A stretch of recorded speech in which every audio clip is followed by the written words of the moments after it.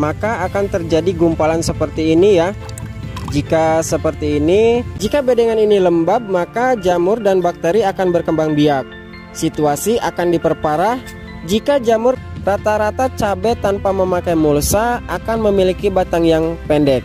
Karena efek yang terjadi, pertumbuhan tanaman akan terhambat dan tidak maksimal, mendorong unsur hara ke perakaran tanaman.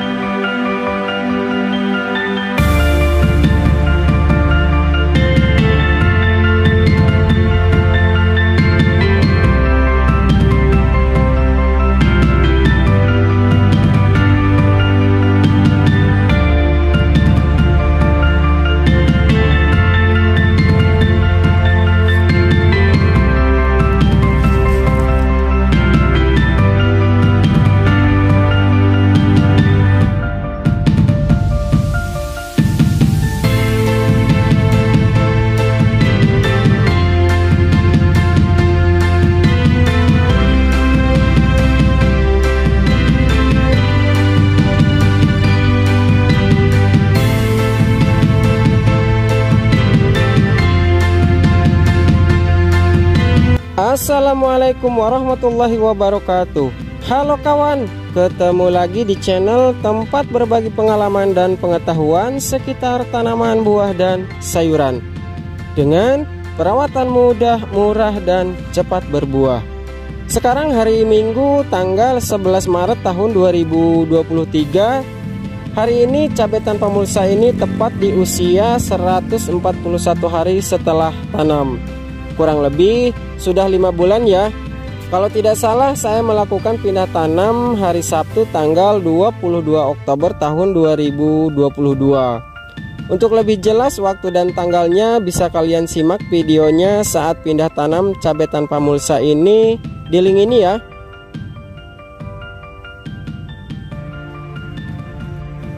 Dan ini perkembangan cabai tanpa mulsa setelah 1 hari dilakukan pemupukan kocor tahap ketiga. Kemarin di hari Sabtu, tepat di usia 140 hari setelah tanam, saya melakukan pemupukan susulan kocor tahap ketiga. Yang mana cara pemupukan susulan kocor tahap ke-1 sudah saya bagikan videonya di link ini. Kemudian untuk pemupukan kocor tahap kedua di link ini. Lalu pupuk apa yang saya gunakan di tahap ketiga kemarin agar usia tanaman semakin panjang, mampu menghasilkan bunga dan buah secara terus-menerus meskipun usia tanaman ini semakin tua. Dan yang paling utama, aman dari serangan jamur dan bakteri penyebab penyakit. Yang pasti mudah dan murah.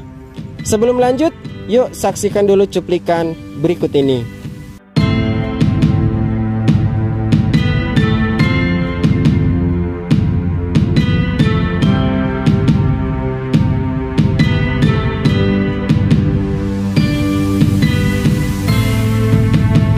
Pupuk susulan kocor yang saya gunakan di tahap ketiga kali ini memakai pupuk makro majemuk NPK Ponska subsidi.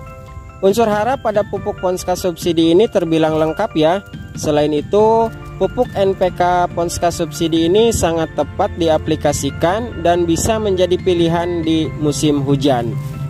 Pada NPK Ponska ini terdapat unsur hara nitrogen sebesar 15%, fosfat 10%, kalium 12%, dan sulfur sebanyak 10%. Meski unsur hara pada NPK Ponska subsidi ini tidak seimbang sama seperti NPK 16 atau NPK Ponska Plus yang memiliki kandungan unsur hara yang sama. Unsur hara, fosfat, dan kalium saya berikan lebih banyak diberikan melalui daun atau penyepraian, seperti menggunakan pupuk MKP dan KNO.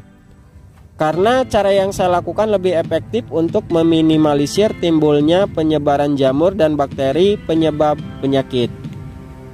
Alhamdulillah cabai tanpa mulsa ini mulai dari pindah tanam hingga sekarang di usia 140 hari setelah tanam masih aman dari penyakit seperti patek, layu fusarium, bercak daun, busuk batang, dan penyakit lainnya. Jika diukur dari tingkat resiko penyebaran penyakit antara memakai mulsa dan tanpa mulsa, cenderung resikonya lebih tinggi tanpa menggunakan mulsa.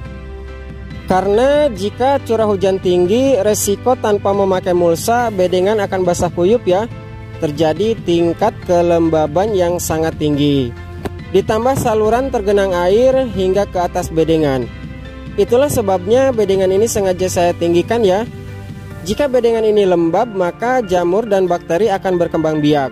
Situasi akan diperparah jika jamur dan bakteri datang saat bedengan ini lembab. Kemudian, banyaknya kandungan sisa unsur hara nitrogen pada tanah yang tertinggal dari hasil pemupukan dan belum sempat diserap oleh tanaman. Maka, sama saja kita akan memberikan makanan pada jamur tersebut. Efek yang terjadi, penyebaran jamur dan bakteri semakin banyak dan berimbas menyerang pada perakaran tanaman. Itulah sebabnya pemilihan jenis pupuk yang digunakan harus diperhitungkan dan menyesuaikan dengan kondisi cuaca. Untuk takaran NPK Ponska subsidi ini saya pakai 2 gelas air mineral dicampur dengan air kurang lebih 23 liter.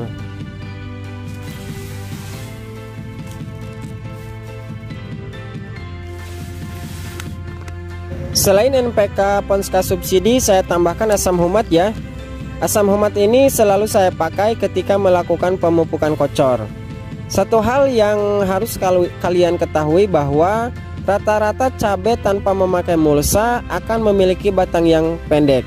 Karena kelemahan cabai tanpa mulsa, saat melakukan pemupukan akan terjadi penguapan pada bedengan ketika bedengan terpapar panas matahari maupun saat bedengan basah akibat curah hujan, sehingga tanaman tidak bisa menyerap unsur hara yang terdapat pada pupuk yang diberikan. Maka efek yang terjadi, pertumbuhan tanaman akan terhambat dan tidak maksimal, sehingga saya membutuhkan bahan pembawa agar unsur hara dari pupuk cepat diserap oleh tanaman dan tidak terjadi penguapan. Itulah salah satu alasan saya memakai asam humat untuk mendorong unsur hara ke perakaran tanaman. Untuk dosis saya pakai 1 sendok makan tiap 5 liter air atau 2 gram per liter. Selain Ponska subsidi dan asam humat, saya tambahkan pupuk NPK 16 dengan dosis yang sangat kecil.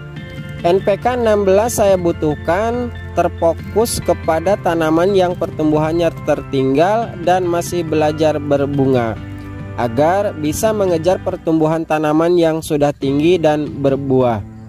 Dosis NPK saya pakai hanya 1 gelas air mineral ini ya. Perlu diingat, tambahan pupuk NPK 16 saya pakai untuk menunjang pertumbuhan tanaman yang terhambat akibat kekurangan unsur hara.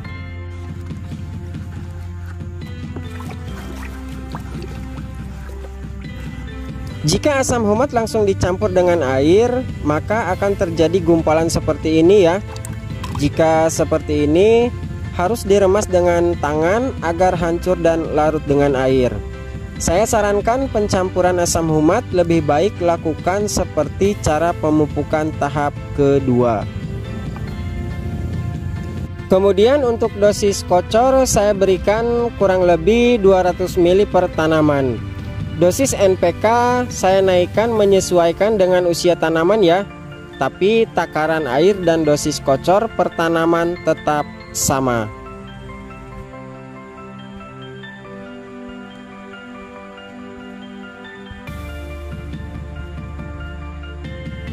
Oke kawan, itulah informasi pupuk susulan kocor tahap ketiga yang saya pakai agar tanaman ini tetap sehat dari serangan jamur dan bakteri penyebab penyakit. Dan yang paling utama tetap kuat dari gempuran hujan akibat cuaca ekstrim. Ingat pesanku, tetap jaga kesehatan, tetap semangat dan semoga bermanfaat. Karena sebaik-baiknya orang yang bisa memberi manfaat untuk orang lain. Jangan lupa subscribe, like, komen, dan share. Sampai ketemu di konten-konten bermanfaat lainnya.